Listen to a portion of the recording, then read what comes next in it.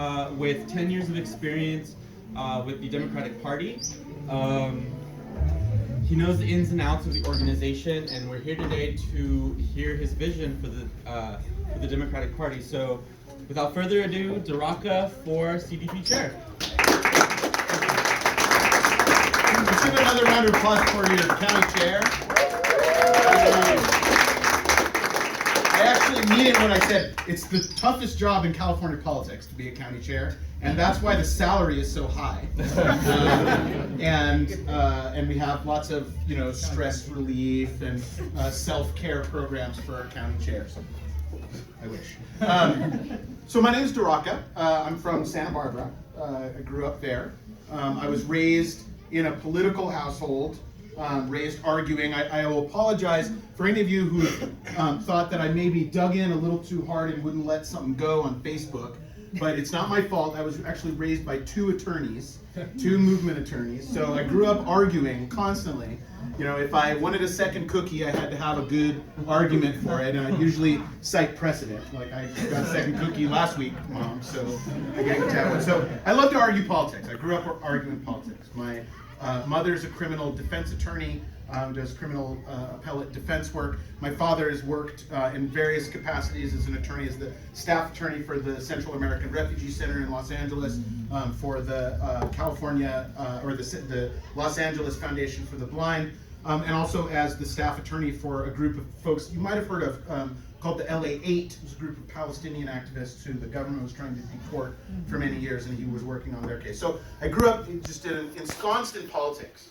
And I really don't know, I can't remember a time where what was going on in South Africa or what was happening with the Reagan administration or the Bush administration wasn't front and center in what my family was talking about, what we were dealing with, what we were thinking about. It's just how I was raised. So I left Santa Barbara and went to school in Chicago, where I got involved with the Democratic Socialists of America and their campus chapter.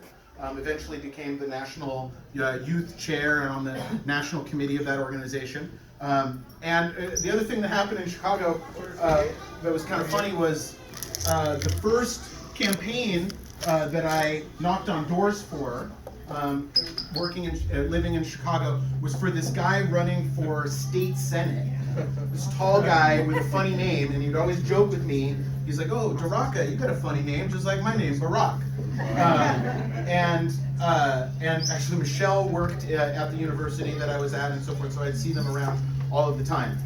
So there's one alternate reality where I stayed with Obama and went to the White House, and now I have a big podcast that everyone listens to or something. So there's that alternate reality. But the other campaign that I worked on was for this guy who seemed like a progressive guy at the time, who was running for Congress, and we got him into Congress. Then he moved back, ran for governor of Illinois, and now is in prison. So there's another alternate reality where I'm with Rod Blagojevich in prison, and we're sharing hair goop or whatever. After college, I went to New York and went to work for DSA as their national youth organizer for a couple of years, working a lot on anti-prison work and global economic justice work. So this was the lead up to the big demonstrations at the WTO in Seattle. I was actually there, helping to organize the student protest piece of that. And then the 2000 election happened, and it's in most people's political biography, there's an election that just shocked them, impacted them, that they can't let go. For me, it was the 2000 election. And I want to be just really honest, and I think this is a segue to talking about why I'm such a strong partisan Democrat, in addition to being a progressive.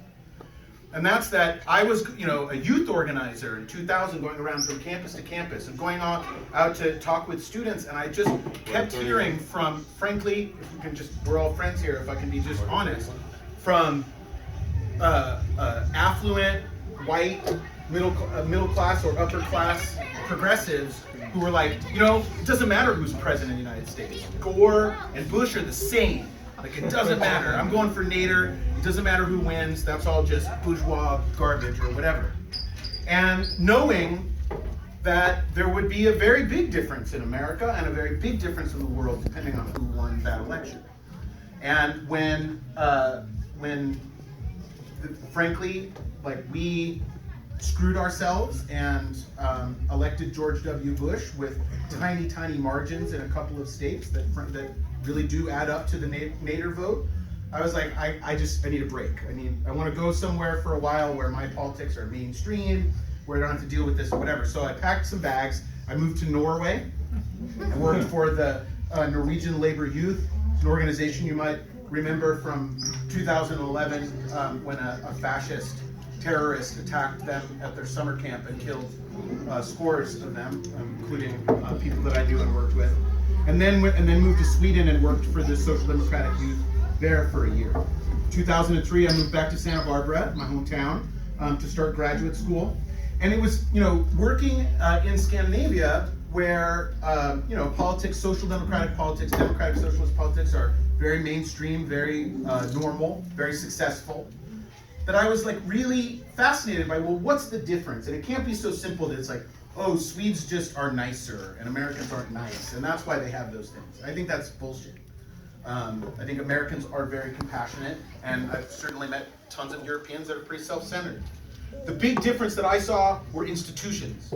That the progressive movement there had strong political parties that were organized around ideas and values, and strong trade unions that could fight for social justice in the workplace and be an overall counterbalance to the power of big business and capital. So when I moved back to Santa Barbara, I was like, I'm going to get a PhD, I'm going to get involved in the Democratic Party, and I'm going to get involved in my union. So I eventually became president of my union for teaching assistants at the UC and party chair in Santa Barbara County. You can probably do the math. That pushed my PhD end date back a little bit, doing those things, but I did finally finish my doctorate about 5-6 years ago now. So I've been working as an activist my whole life, and I've been working as an organized Democrat because I believe in this party since about 2003. And I'm the only candidate in this race that can say, I've been a club activist, I've been a central committee activist, and I've been a state party leader. And this isn't to like talk myself up or whatever, but lots of people over the years say, hey, you're pretty good at talking to people, you should run for office. And I'm like, you know what? I really like the party building stuff. I'm running for chair because I want to be chair. Because I want to help build this party. Why? As I said, when I saw in places where progressive ideas are stronger, there was a strong political party, what I've seen built in Santa Barbara is what that can mean for changing politics in the United States. Think about this. In US politics, money is king, right? If you're living in Clovis and you're like, you know what, it's really stupid that there's no Democrats on the city council and I want to run. Well, what are you up against? You're going to be on a ballot that's nonpartisan, so no party ID even is on the ballot. So you've got to spend a ton of money to even get your name out there. You've got to raise all your money for your own field, for your own mail program, radio, whatever it is you're going to do, right? So who does that cut out? That cuts out working people, right? Cuts out everybody. We already know that there's tons of patriarchal bullshit in the way of women running for office, but when you add, now you got to go raise $500,000 to run for county supervisor, or even $50,000 to run for a small city council, then they're like, I'm out, right? But imagine when somebody can go to the party and say, look, I have this experience, I will work very hard as a candidate, I have these values, I agree with the platform, and the party's like, you're a good candidate. Then the party can provide the infrastructure, the resources, the field, to level the playing field so that it's not based on someone's individual set of resources about whether they get elected.